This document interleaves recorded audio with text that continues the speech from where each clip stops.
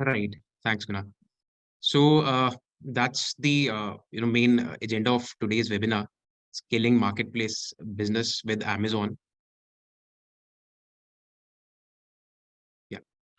So let's talk about the key takeaways which you can have after post this webinar.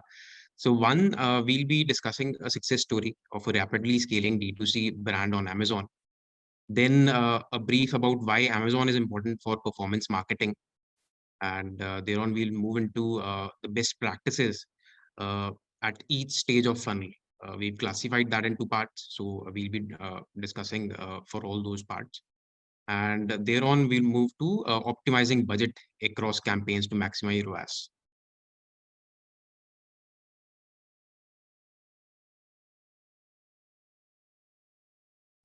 Right. So as we all know, Amazon is the largest online marketplace in the world, and it is also by far most refined marketplace, especially when we talk about advertising, right? So about the digital advertising revenues of Amazon, they have on an average increased 50% year over year in the last 3 years, right? We can see the you know aggressively scaling graph here on the left side. uh, in 2023, there is expected to be a growth of 25%, and this is despite the economic slowdown in the market. So, as per the latest stats, 66% of the internet users in United States begin their product search on Amazon. And due to this, Amazon is not just considered as a platform to sell your products, but it's also a very good branding platform. And what we've seen is that branding on Amazon has some positive effects, positive spillover effects on other shopping modes also, right? Next, please. Right. So we shall get started with a brief case study of one of our clients, which is Jack and Jones. It is the largest unit of the bestsellers group, and currently they have 1,000 plus stores across US, and is the biggest menswear retailer in the US. Right? So with this brand, objective was to scale the brand, and the challenge was they had recently started selling on Amazon. So they had a brief 3 to 4 months of account history when we onboarded. So the first thing that we did was to analyze the sales trend of whatever history we had, and we found the top selling categories and created standalone campaigns for them, right? And we also created experiment campaigns here. So on a monthly basis, we used to, identify high potential ASINs and give some dedicated spends to those, which has, so these ASINs were primarily which have shown good potential of, sales, but couldn't have, a decent amount of spend allocated to them in the past. So while doing so, we proactively optimized the search terms also, and that included pausing underperforming and search terms and adding irrelevant terms into negative targeting. We also tried out sponsored display campaigns. So that wasn't really tried out with the by the brand earlier. So that worked really well. And what we found is, in fact, for the fashion category in general, sponsored display campaigns work well, right? So having done all that within a period of 2 months, we were able to scale the brand by 2x, right?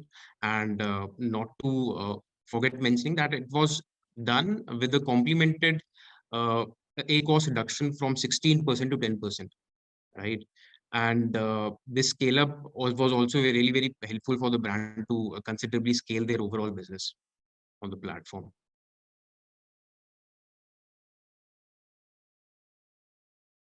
Right.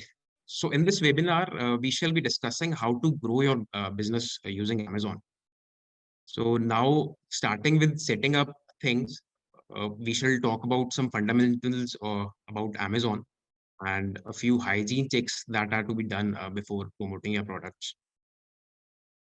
Then we shall talk about scaling up your sales using some best practices on AMS. such as adopting a funnel-based approach to advertise and aligning all the right matrices across these funnels to analyze performance. And we should also discuss an ideal campaign structure towards the end of the webinar, uh, which would be helpful for brands, to set a good direction, initial direction, to people who are new to Amazon ads. And thereon, we shall also explore some challenging scenarios which can be faced on Amazon, and how can we look forward to troubleshoot those.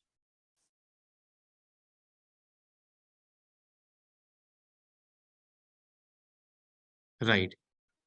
So, what is unique about Amazon is, so unlike other platforms, while analyzing a brand's performance on Amazon, one needs to consider the complex algorithm that are continuously playing their part at the back end, right?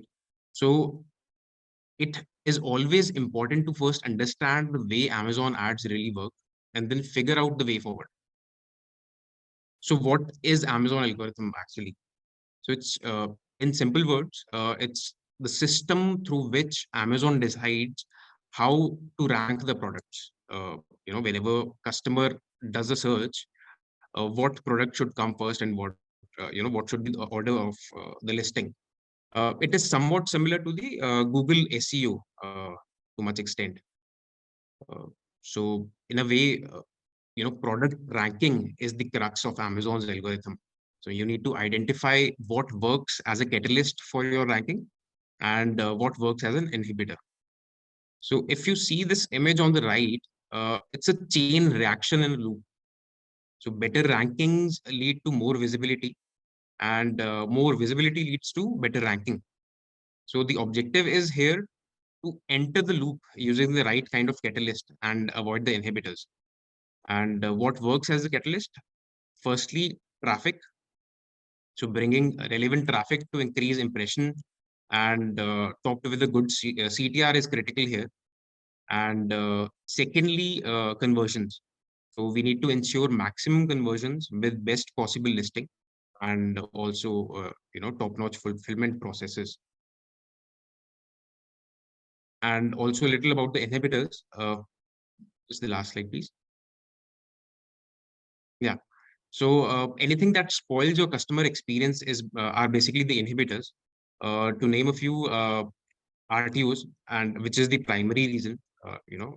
If your returns are high, Amazon's algorithm starts punishing you in a way, and then delayed shipments and stockouts are other inhibitors. Right. Next. Okay. So coming on to brief, hygiene checklist we need to ensure before getting started with the scale up part. So starting with the brand store, what we've seen is brand store and products, they act as a hub and spoke system.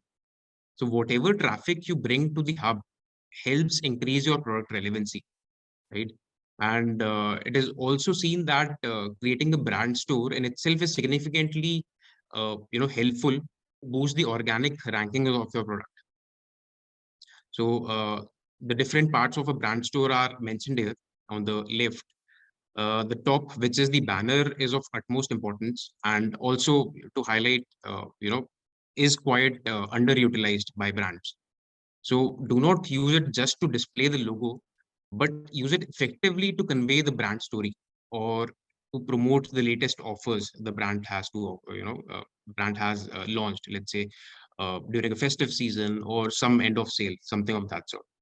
It could be also very effectively used to promote new launches. So in a way, it's the first interaction that you wish to do with a customer who visits your store. Then product categorization is also very important. Uh, Previous slide, please. Yeah. So product categorization is also very important. It's essential to create a smooth shopping experience for the users. And the users should be easily able to navigate and browse through the entire product collection.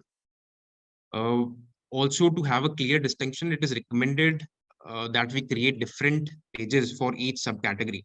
And in each page, we upload the right content and add the right products there. Next slide.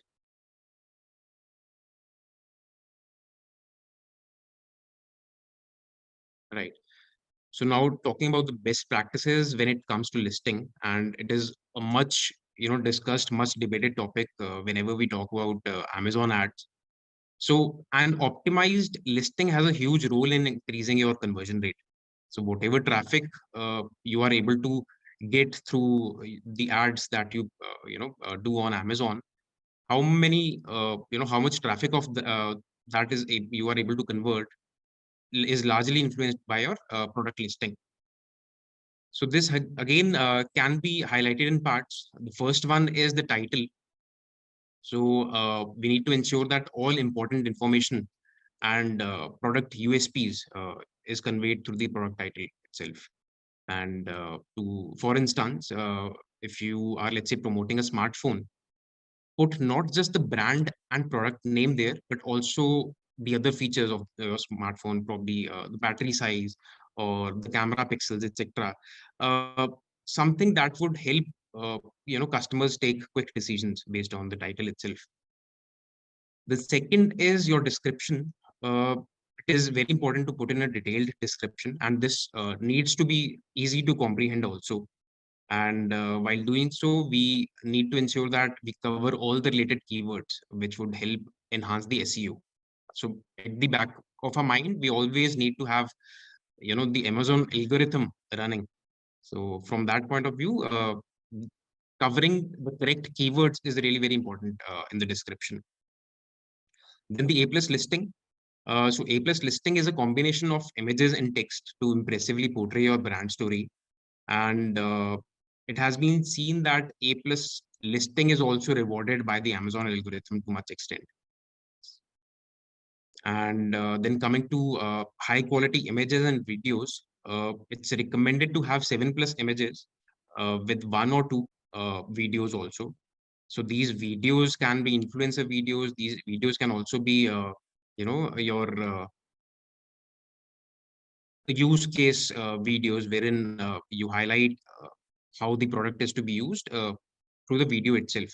And sometimes it's also required that the videos are, quite explanatory about the product. So there are users who do not prefer to read the description sometimes. For them, videos is a good tool to understand the product. Then focusing on building the reviews, we before starting ads, it's recommended that we have 15+ reviews, and the average rating should not be less than 3.5. It's better to have greater than that, but this is the least required rating to promote the products effectively. I think the screen share got disconnected. Just a second, Ambir. Shruti, I think I've lost my host. Can you make me host again? Thank you. Yeah, Abir, is it back? Yes, it is. Perfect. Thank And you. so the last point left here, and in fact, a very significant point. So it's about grouping different variants of your product together, right? So let's say you are selling some apparels in this particular case. So different color options and different sizes of that product need to be clubbed together. And it has two benefits to it. One, it helps increase the conversion rate of the product listing, because customers are able to uh, filter out, choose the product that they want. And second, you also are able to increase the review count. So all the child lessons that you group together, the rate number of reviews that you see here is the sum of all those, right? Yes, next slide.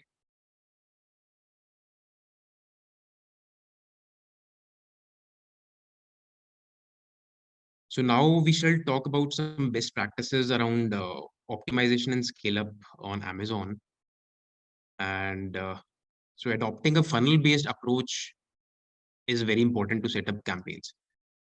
Right from the beginning, It's significant to reach out to new customers while also retargeting your loyal customers. So we divide the funnel largely into three parts here. The first two are prospect campaigns, and the third one is your retarget campaigns. I'll explain those in detail. The first is the top of funnel. Here, the objective is to create awareness, and we reach out to relevant audience searching for products in our category. So based on the objective, we should wisely choose the set of key matrices to look for. Here, those can be one, your number of impressions, second, your CTR, and third, your share of voice, right? And by share of voice, I mean uh, out of 100 searches which are related to your category, in how many searches your products are visible. So visibility could be through different ad formats, but yes, visibility is important here. So the budget allocation usually can be from 10 to 20% of the overall budget, and these allocation would also depend on the phase, the life stage the brand is in its life cycle, right? But yes, to just follow a thumb rule, 10 to 20% is what we can follow, and then yes. Uh, so second here is the mid funnel. Here we engage people with comparatively higher buying intent and who are looking for specific products. So here we also need to optimize the targeting for conversion rates primarily, and then ROAS. So because here we reach out to people who are looking for competitor products, and it is very important to target those competitor products where chances of converting the users are high, right? And this also is where the prime major chunk of the budget goes into. uh, Usually 50 to 70% of the budget allocation is what we can do here. Previous slide, please. Yeah. And the last one, the bottom of the funnel. So here the objective is to convert people who already have searched for our brand or interacted with our brand in the past. They could have viewed your products or probably purchased your products, or are simply looking for your product related keywords, your brand related keywords. Sorry. So here the key matrices that need to be there to our conversion rate and brand share of voice. We need to ensure that we are able to maintain a brand share of voice of at least 70 to 80%, right? If it's lower than that, then there are chances that the competitors would target our brand keywords and eat up some highly potential leads. And the budget allocation could be 20 to 30%, but primarily governed by the share of voice again. Next slide, please.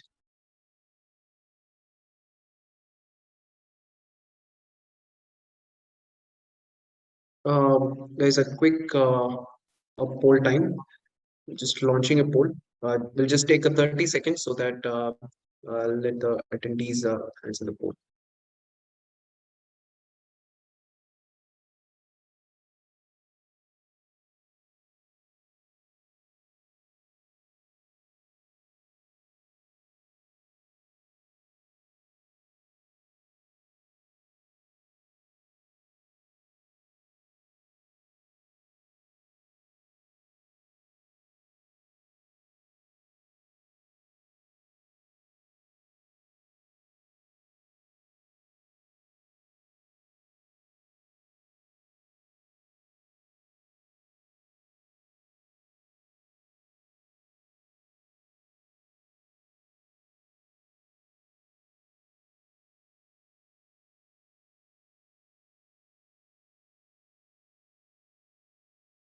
Perfect. I think over to you, Abir.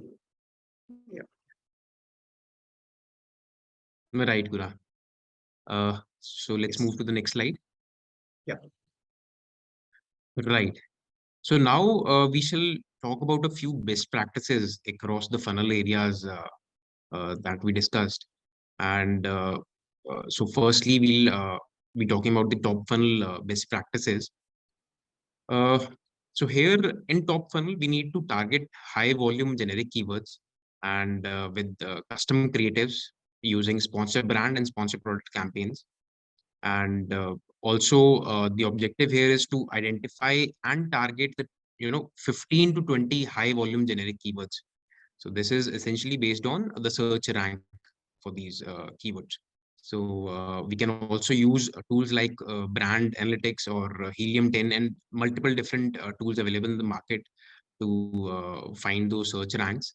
And these keywords will be elemental to increase the brand visibility, and in turn, that visibility would help increase the product ranking of our catalog, right? So also we need to use broad and phrase match in initial stages here, and later on when we have sufficient data, we can add exact matches, based on the search term reports that we get through the dashboard itself for the different campaigns. And for easy control during optimization, it is really very important to divide the match types precisely. And so, for broad, we can have a different ad group, a different for phrase and a different for exact match. So that ways we are able to control the bids, effectively, and also whatever changes are to be done, optimization changes, those are we are able to do at a better turnaround time. And if we talk about creatives here, it is recommended to use influencer, based creatives. This helps us maximize the CTR of these ads, right? So just recalling the main objective of this particular part of the funnel, basically maximizing your visibility and also the CTR. So with that objective, we need to ensure the points here. Next slide, please. So in top funnel, we also need to reach out to Amazon audiences using these sponsored display campaigns, which has been the latest addition to the Amazon's campaign format portfolio. The bids of these campaigns should be optimized for reach initially. That is the VCPM model, and the objective to would be to drive brand and product awareness here. So target audiences based on their shopping behavior, interests, life event, and recent activity on Amazon. And Amazon, lets you choose your audience targeting from 4 different kind of pre-curated audiences. So it's not, and it's, despite having really good benefits, it's also very, comparatively easier format to control and create. So here we also need to choose the type of creatives as per objective. So if you are promoting a single product, uh, we need to do that using a video, a single product or a brand. Uh, so that could be done effectively by using a video creative. To promote a collection of products, it's recommended to use an image, which could probably showcase the entire range of products in that similar image. And unlike sponsored brand campaigns, in sponsored display ads, it's also important to preview different ads placement, because there's a lot of different placements that this format type has, and you need to select a combination of logo, headline, and image to ensure that the ad is visually very appealing. So in this particular screenshot on the left, uh, the ad on the right has the logo in it. However, the one displayed in the center is without a logo, right? So that's where the importance of just previewing the ads and identifying the best combination comes in. Next slide.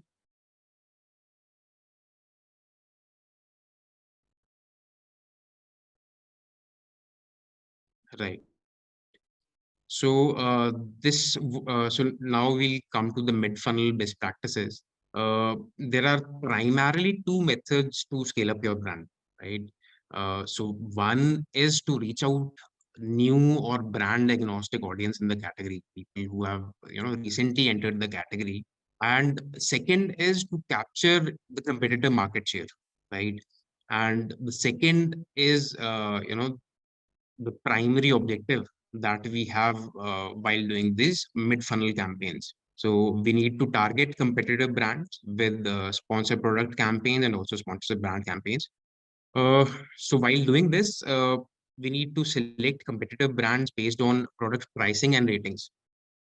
So again, this is done to maximize conversions, and we need to target competitor keywords or ASINs which have slightly higher pricing than our product, but lower ratings than our particular product, right? So also we need to target individual products of competitive brands based on their Amazon best-selling brands. And next, the previous slide, please. Yeah. Uh, Also, we need to create multiple ad groups according to product usage to increase CTR and conversions.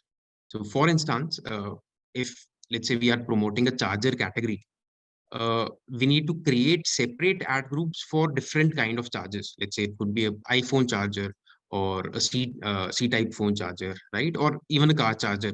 So this is essential to ensure all the products that you target are similar to the product that you're advertising, right?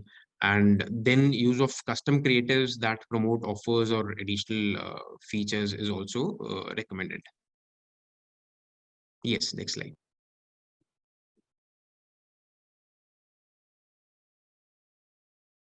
So another best practice for mid-funnel would be to use sponsor display campaigns with similar product targeting. And here you need to optimize bids for page visits and conversions. That is the CPC format. So rather than the reach format, which which is recommended for the top funnel activity, here it needs to be visits and conversions. So that ways we shall be reaching out to customers with higher buying intent. So here we should target customers who have viewed or purchased similar products or categories. And for views remarketing, we need to bid high for shorter look back window, right? Usually 7 days. So this actually window is variable depending on the category that we are operating in. It can be a little higher for products where the buying decisions are not immediate, right? Uh, for instance, apparels. So there, the views remarketing window can also be 14 days or 30 days, and it works absolutely fine. However, for electronics, it usually works better if we have a shorter look back window. And if we talk about purchase remarketing, the look back window is to be chosen considering the average time between orders for the category. So example, if you are promoting a shower gel, in a typical scenario, the product is consumed in a 60 to 90 days time, right?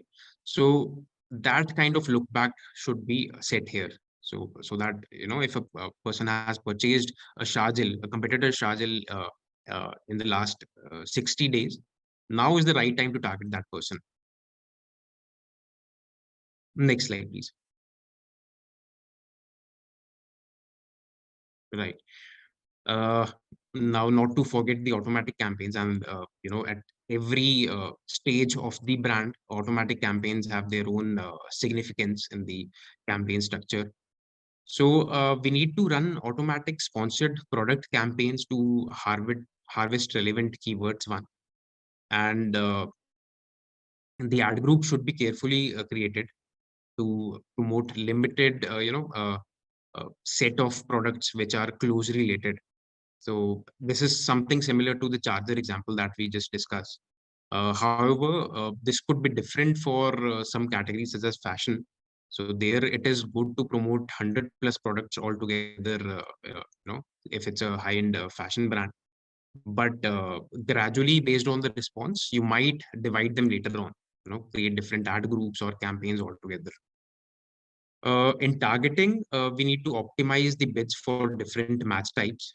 Uh, we need to keep them higher for close match and lower for loose match. We need to be very proactive in terms of checking the spends for lose match, because if you bid higher for this kind of match, they have a tendency to quickly exhaust the budget, right? Because there's a plenty of different targetings which Amazon can do under this kind of match.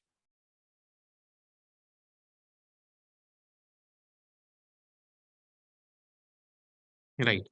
So next is the bottom of the funnel, the last part of the funnel approach that we discussed. So here, maintaining a high brand share of voice should be the primary objective. Therefore, we need to target all brand keywords using all campaign formats, may it be sponsor product, sponsor brand, or sponsor brand video campaigns, right? So, and also we need to use a lot of exact matches here to maximize our visibility on our own, brand keywords. So just to complement these campaigns and make sure there's no overlapping of targets, we need to add brand keywords as negative, in all the previous campaigns that we discussed in top and mid funnel. All the brand related keywords are to be added as negative. And we also need to use a sponsored display campaigns to target users who have viewed or purchased our product in the past.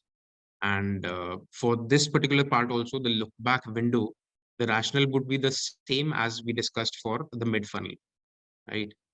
And next, we need to promote more new launches to increase sales across all products, and also target all SKUs of our brand with sponsor products and sponsor display campaigns, which helps to increase visibility of our brand products on related product section. So brand targeting could be used for cross-selling and upselling your products also. Uh, Example, if you are computer accessories brand, right? And you are, and mouse pads are one of your products in the catalog. So you can target your own mouse with your mouse pads.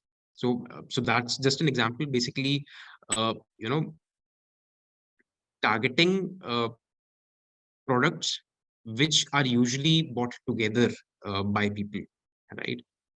So yes, next slide, please. Okay. So let us take a 30-second break. We'll have a poll questions here. Just rolling out them.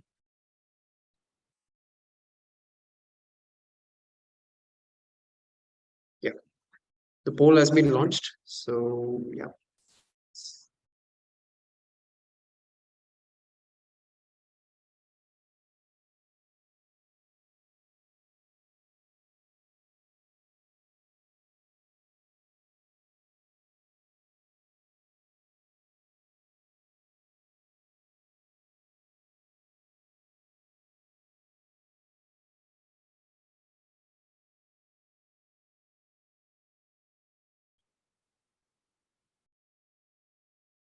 Perfect. We'll just take last 10 seconds. We'll end the poll.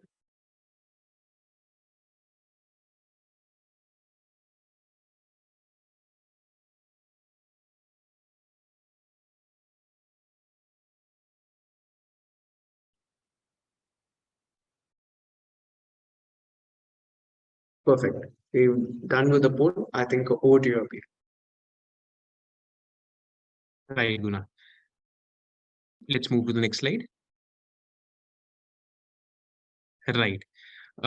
So in the beginning, we talked about an ideal campaign structure to be followed. So it's a lean structure and covers largely the mid and bottom of the funnel, and could be, a good point to set a good direction when we are getting started with Amazon ads. So here it's really very important to follow a set nomenclature to name your campaigns. And as you can also see, there's some pattern being followed in the campaign naming here. The name should convey as much info as possible about the campaign without, actually the person managing the account, uh, without requiring him to go inside the campaigns and look for details. So, so the campaigns here are divided based on their objectives, prospect and retarget. The ones you can see on the screen here are prospect campaigns, and uh, a few terminologies in targeting column. So C, G, and B basically stand for competitor, generic, and brand, keywords. So the first is the automatic sponsor product campaign here. As you can see, the campaign name itself suggests the objective, the targeting, the campaign format, and also the kind of products being advertised here, right? So under sponsor product, in addition to automatic campaigns, manual campaigns are also, very important. So whenever we doing uh, managing AMS, it's recommended that at least 50% of the spends should go into keyword targeting, right? And the remaining can be divided into the other formats, basically product or let's say audience targeting based on their performance. But why, at least 50% should go here is because keywords is the primary, is the backbone of building relevancy. Uh, so yes, that's why the primary chunk should go here. Then we also have competitor ASIN and category targeting sponsor product campaigns. So these are to ensure precise competitor targeting as discussed in the mid funnel.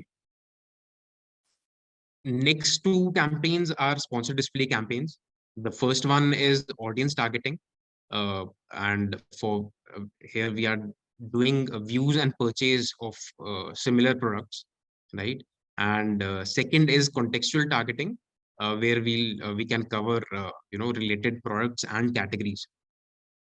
The last campaign here is the sponsor brand image ad with competitor and generic keywords, both together in the same campaign. If the quantum of keyword is really high, we can create separate campaigns for both the targetings, right? So in this structure, basically, we are ensuring that all different campaign formats are utilized in limited budgets. Assuming that it's a starting phase, the budgets might not be on the higher end. So yes, in those limited budgets, covering all the campaign formats is important. And with these 6 campaigns supported by a clearly structured ad sets, we can set a good start for our AMS campaigns. And there can be more campaigns added to this based on the budget and also catalog dimensions. So with for high catalog brands, we sometimes need to have multiple campaigns of the same format, basically to promote different kind of products or let's say different kind of categories. So that was the prospect part. Coming on to the retarget campaigns, which is the bottom of the funnel. So starting with the sponsored brand ads placement. So these are really very important to cover your own brand searches. Uh, Put in all the brand related keywords, whatever permutation combinations you can do to create a set of a long list of keywords, your brand keywords, all need to be put under this campaign. And you may also create multiple sponsored brand campaigns to promote different categories. So sponsored brand as a feature can promote only 3 products at a time. So those 3 ideally need to be of in the same category. So if we have multiple categories in our portfolio, we can have multiple sponsored brand campaigns running there. But having doing so, we should try to ensure that the overlap in targeting is as minimum as possible, right? So next is sponsor product campaign. First one is targeting our own brand products, our own brand essence, and the second is targeting our own brand keywords.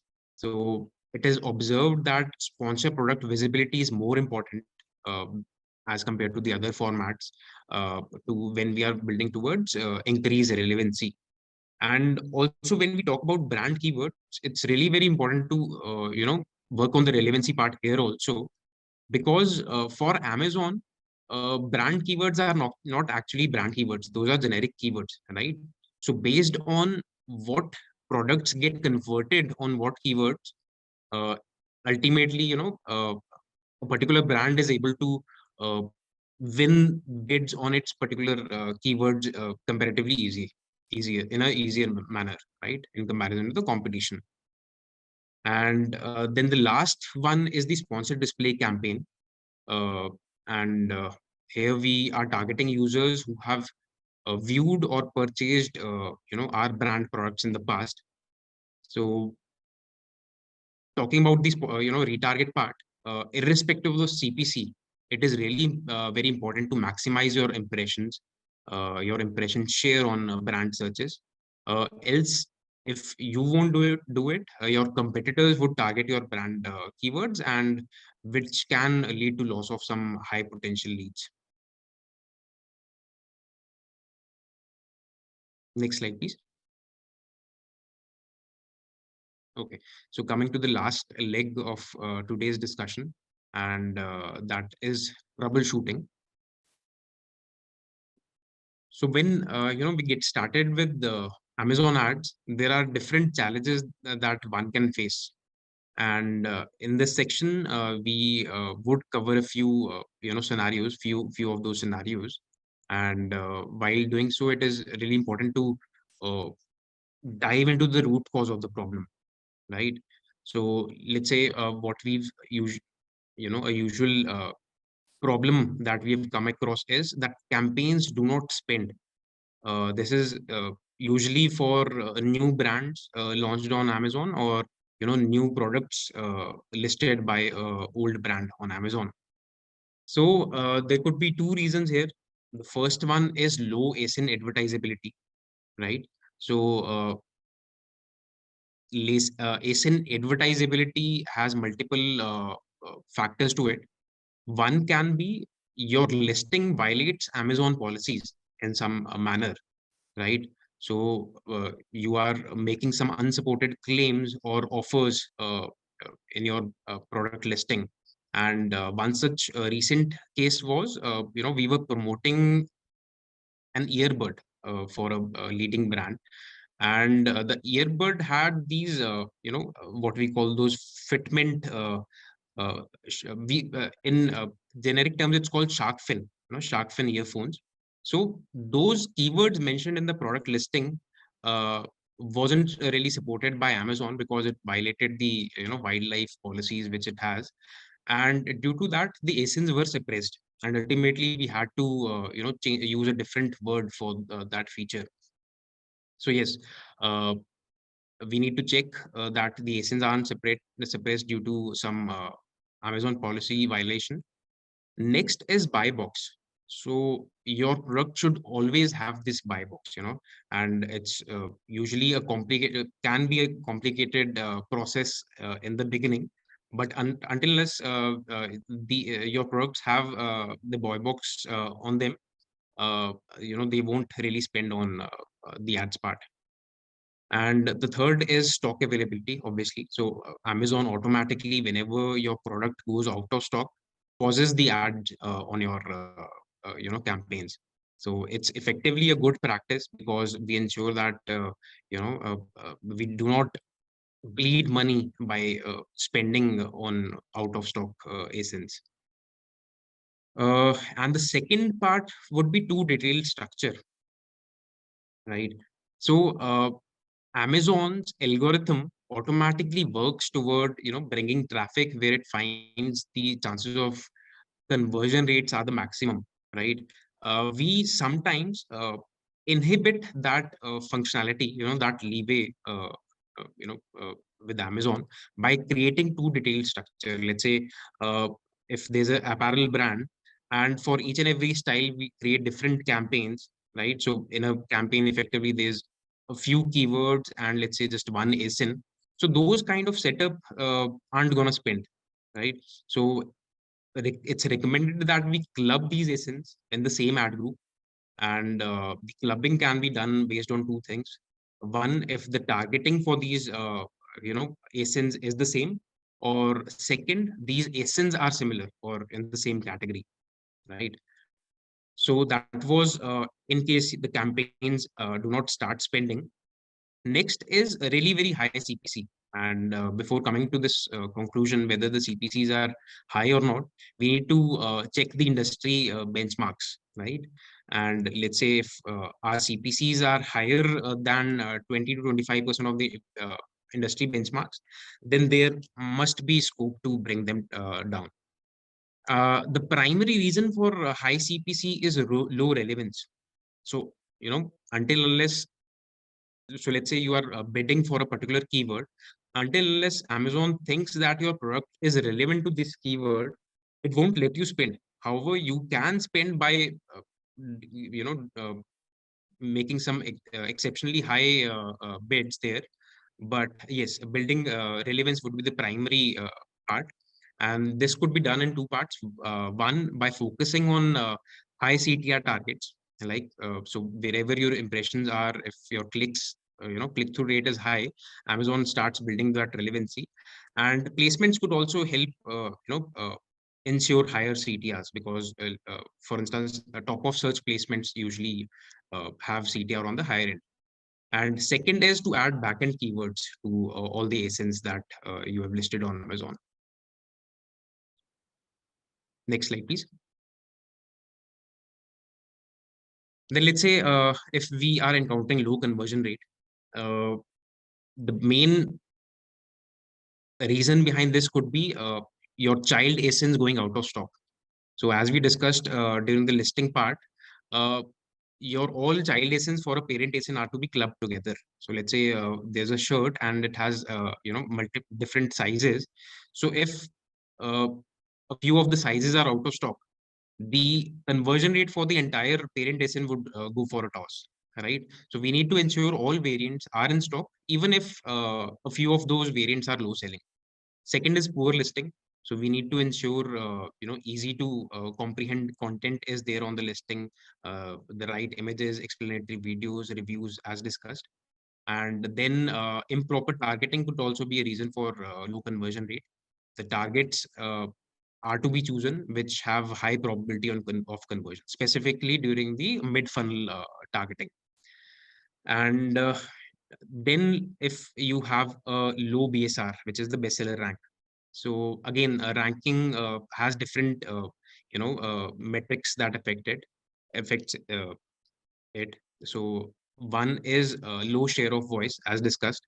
So if that is the case, we need to spend more on top of funnel activities, top of funnel campaigns, targeting generic keywords, etc. And second could be your absence of brand store page. So we need to create a brand store right in the beginning and using the right template, which complements your set of offerings. And the third part is high returns or delayed fulfillment. So to reduce the returns, we need to portray the product precisely through our listing to the to set the right customer expectations at the first place. Right. So yes, these were a few troubleshooting examples. And also just to highlight, a little about Adyogi. So what we are doing, specifically for Amazon. So Adyogi has always thrived to be a product-led organization. So we do offer services to back our product, but primarily it's a product-led organization. And for whatever AMS management we do, we have a product which helps automate the entire reporting structure. And so just to highlight a scenario, so let's say we need to do a search term level analysis on Amazon. So we need to download multiple different Excel sheets, collate them, apply some pivots, do some manual filtering. So it's usually a 2-3 hours of manual work till the time that data starts making some sense. So with Adyogi's product in place, it's just a click of a button. You can access reports at you know uh, the campaign level, format level, portfolio level, targeting level, even search term reports can be analyzed at a single click of a button. And so these are shared with the clients, and it becomes really very convenient to identify if we are overspending or underspending on certain search terms, or are we bleeding money uh, anywhere in the entire system. And also ASIN level insights are there, which can help take some business decisions, whether to focus on certain kind of product, right? Or let's say create experiment uh, campaigns to promote certain categories for a particular time. So all that stuff. Next slide, please. Right. So that's all for today's webinar. I think we are open for the questionnaire time. Yep. Thank you so much, Abir. I think it was a lot of information for us to process. And so, to all the attendees here, like we have the recorded version of this webinar, which we will be like sharing it across over the email and sometime. So we will just jump into the questions. So Abir and Anshuk, here we have a few questions from our attendees. So let me just start with the first question. So to you, Anshuk, over to you. Uh, so there is one question here. How can I increase efficiency on sales without increasing spends? Thanks, Guna. Yes, of course, Abir, great presentation, covered a lot of concepts. In fact, I was also able to clarify some of my concepts during the presentation. So great stuff there. And I think this is a very interesting question. How can I increase efficiency without increasing spends? And this is a common question we get asked on Amazon. Of course, we get asked the same question on D2C business also. So I can help the audience navigate this answer. And I'll try to like really make it simple, because Amazon is a lot about jargon and SP, SB, SD. I'm sure a lot of us get confused there. But first question you should ask is, which campaign type should you be spending more money? And our experience has been that sponsored product tends to give better efficiency compared to sponsored brand and sponsored display for most of the advertisers we work with. So first optimization trick which anybody can do is look at your sponsored product campaigns where you are actually showing product ads. And if they are performing better, increase budget there. And you can always reduce your budget into sponsored brand or sponsored display campaign, right? Second, once you have done that, sponsored products has again more scope of optimization. So first question, sponsored product campaign you should ask is which products to promote, right? And there what you can do is you can promote your top selling products, you can promote full size inventory products, and you can promote those products which have high ratings, more ratings. So identifying which products to promote will also bring in more efficiency. Okay.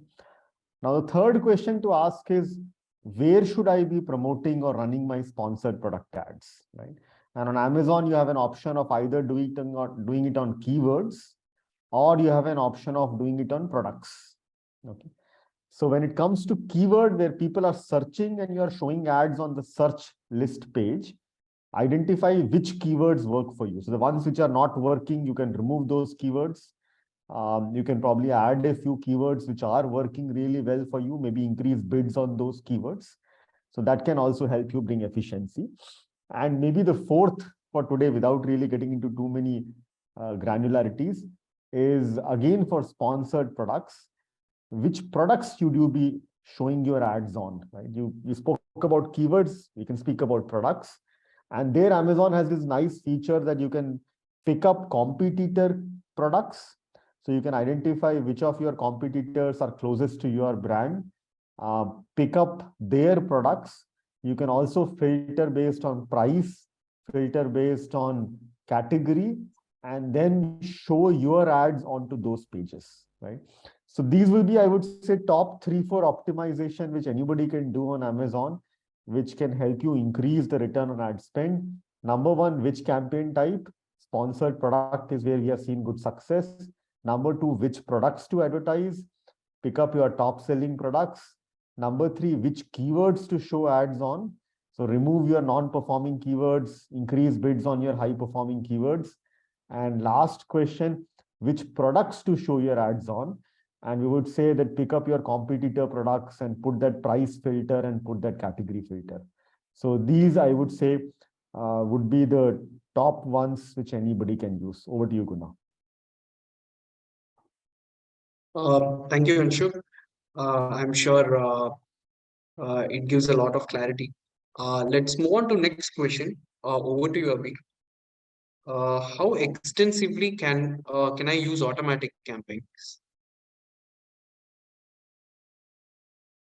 All right. Hmm. So the answer to this question largely depends on what phase the brand is in on Amazon, right? So let's say if we talk about a brand which has recently launched, or not just a brand, but also a particular category or uh, product that the brand has launched, you know.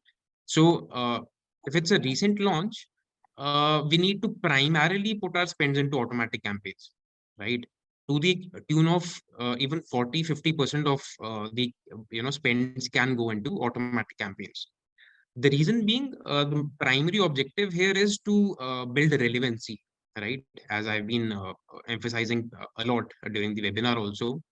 And with that, relevancy not built up, it can be really very challenging to spend on other campaign formats or even, get some returns through those campaigns. So yes, for launch, 40-50% could go there. The objective of optimization should be to continuously uh, optimize for high CTRs, right? And control bids wherever required, specifically for loose match. And once we have some data, let's say for the initial 2 to 3 weeks, we've done automatic campaigns, then we can look forward to extract terms, search terms from those campaigns, right? And these search terms, which have worked for us, could be put under manual targeting campaigns, right? So once search, and this could be an activity for a month, right? Running automatic and just manual keyword campaigns. Then once the relevancy is built up, once we are able to bring down our CPCs, right, we can dive into the other formats uh, of targeting, probably the product targeting, or let's say doing the audience targeting through sponsored display campaigns, etc. So that was for launch, a recent launch. For mature brands who have been there on the platform and probably doing well enough, for them too, the percentage needs to be at least 5 to 10% of the overall spends. If we talk, right, the objective being just to be really very cognizant about the latest customer search trends in the market, right? So yes, learning would be the primary objective for mature brands. Yeah. Thank you, Abhi. I think we are running short of time. We'll just take last two questions here. So there's another interesting question from one of the attendees. So what's the best A-cost Adyogi has achieved? I think over to you, Abhi. Right, right. So if we talk, we have to answer this question. So the answer would be, one of our electronics client, we've been able to work at a 2% ACOS, and that is really very good for the category. But however, the ACOS figure is largely a function of your category first, right? And second, also the brand, life cycle, what stage the brand is in, right? So because for new brands, top of funnel is really very important, and while doing top of funnel, returns would be on the lower end, right? And for really very mature brands, for example, Bath and Body Works, or let's say Jack and Jones that we talked about, for them, since a major chunk would be going into at the bottom funnel, the returns could be really good, right? So overall, ACOS figures depend on quite a few factors. But yes, if we talk about Adyogi, so 2% is the answer. Thank you, Abir. Over to next question. Over to you, Anshul. Let me, yeah, just a second.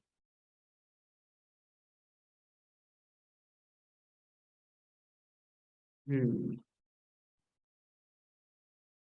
The next question is,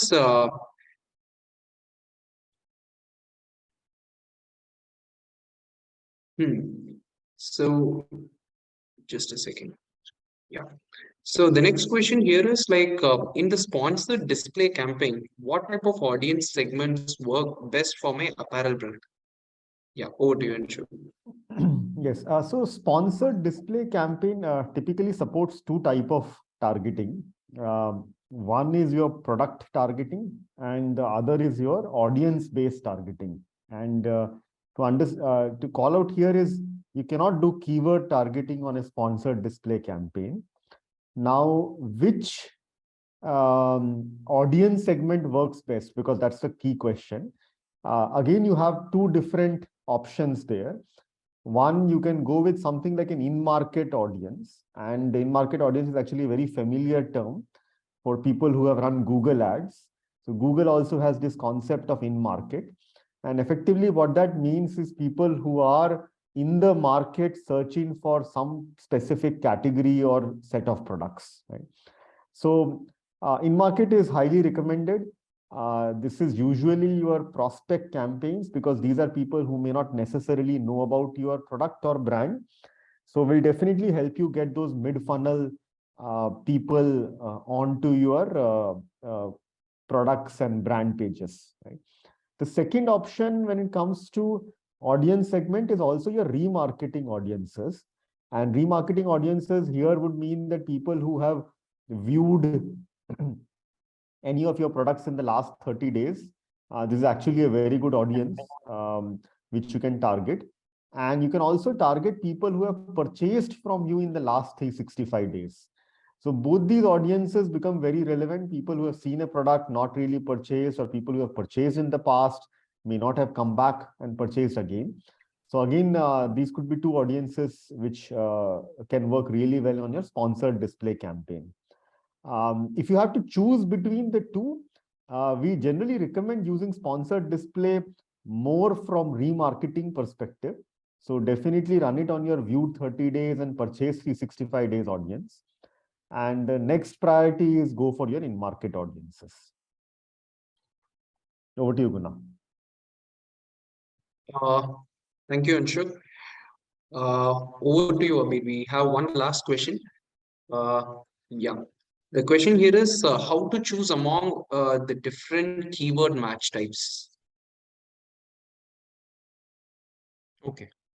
So again, this the answer to this question would be different for different scenarios. One, it would depend on the brand objective, right? So let's say if a brand is going aggressive on scale up, we need to do a lot of top of funnel activities, right? And maximize our visibility on different related search terms. So there, broad match could be one where the primary chunk of our spends is allotted to probably 40 to 50% altogether can go into broad match there. So that was about objectives. Second is based on your category that you're operating in. So there are a few categories where users tend to browse a lot, right? And in these particular categories, broad matches work really well. Again, talking about fashion. So fashion users are not really very, uh, sure about what exactly to buy sometimes at larger instances, right? So that's where for where brand keywords broad match keywords can work, basically get traction on keywords which were not really very close to what you were targeting, right? So on the other hand, for categories such as electronics, where the user has some specific demand or things in mind while purchasing the product, there the spend for exact matches need to be on the higher end, and probably to the tune of 60 to 70% can go into exact, followed by phrase.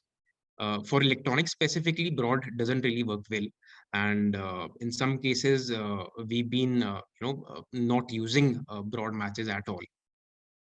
Yeah. Got it. I think that's it for the questions. We are already like short of time, and so thank you so much, Abhi. Thank you, Anshul. We had a very good session, and we've been like able to understand more from an Amazon perspective. I'm sure like everyone has all the informations in place, and like to everyone, like we are also like